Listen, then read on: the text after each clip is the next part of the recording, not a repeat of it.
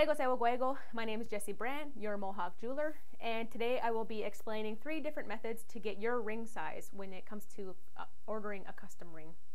So the first method that I like to suggest to people is simply visit a jeweler. If you have a jewelry store in your area, someplace that has professional equipment. This is what I use in my studio. This is a ring sizer, and it measures half size down to half sizes, and also a ring mandrel. If you have an old ring, so I have right here one of my gold turquoise men's rings, take it with you to the jewelry store. If it feels good, it fits good, then take it with you, and you can get it sized. A jeweler who's doing the work will measure on both sides, especially on a band ring like this, because some rings might be tapered this way, that way. We're checking to make sure that it's a true size. That's number one, is to visit a jeweler. They will use a ring sizer to measure your finger, or you can take an older ring that fits well that you want to get the same type of size of, and use a ring mandrel. Okay, so the number 2 method that I could suggest to people is something you can do at home very easily, is using a small ruler. So it needs to measure in millimeters. Millimeters is the dominant measure that jewelers use in our work. So if you can take your old ring, if you have an old ring and it fits good, you like it, and that's the size you want in a custom ring, just get the millimeters. So this ring is 19 millimeters in diameter. So a jeweler using that will do the math calculations where we need to know to get an accurate size of the ring.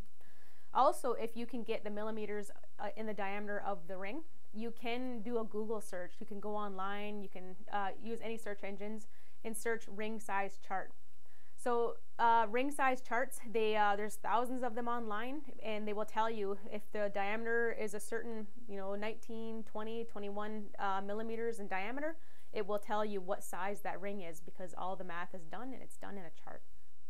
And lastly, the number 3 method that you can do at home, if you don't have a preferred ring, and you just want to get your ring a finger size, then you can use simply your small ruler that measures in millimeters, a piece of paper, and a pair of scissors. Using a piece of paper cut out, you can take a small piece of paper, cut it out, and you can wrap it around your finger.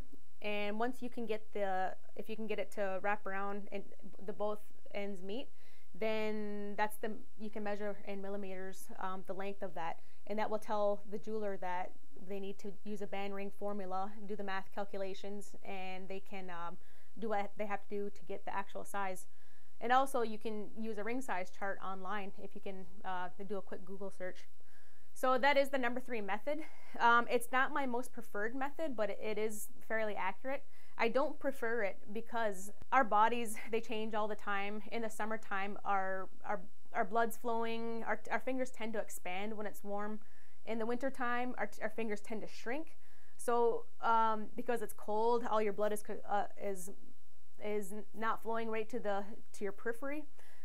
Any good jeweler will measure a ring, and will get a measurement, and they'll take those into considerations right down to quarter sizes, because of the weather, how things change. We want a ring, if you get a custom ring done, you want it to fit good. This is fairly accurate, but it's not my preferred method. This is what I prefer, some metal. That's what I do. And those are 3 methods that I can suggest for you to get an accurate finger size. Number 1, visit a jeweler. Number 2, use a ruler and measure the diameter of an old ring. Or number 3, a piece of paper. Cut out a piece of paper, wrap it around your finger. You could even use a string, and that will get you roughly an accurate, in millimeters, what the diameter of your finger is, and you can get a decent size from a chart or from a jeweler. Thank you, everybody, for joining me in the Sapling and Flint studio, and I'll see you next time.